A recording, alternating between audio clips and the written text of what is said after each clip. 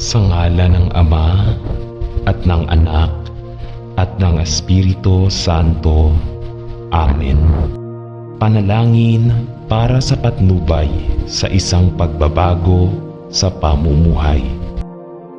Ama sa langit, pakiramdam ko ay lumalabas ako sa threshold ng isang ganap na bagong simula na may kabuuang pagbabago sa aking pamumuhay.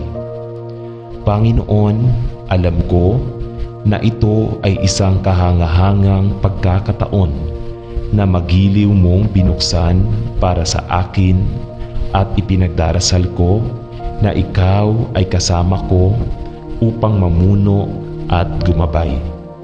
Habang sinisikap kong masanay na sa napakaraming pagbabago sa aking buhay, ipinagdarasal ko na manatiling malapit ka sa akin at na hindi ako lumayo sa iyong panig o maging maligamgam sa aking saloobin sa mga bagay ng Diyos.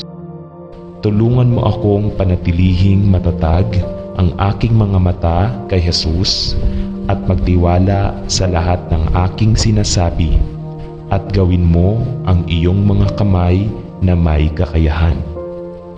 Ipagdarasal ko, manalangin ako, ang lahat ng kailangan kong gampanan, ang mga gawain at tungkulin na hinihiling sa akin na gawin ng may biyaya at tapang.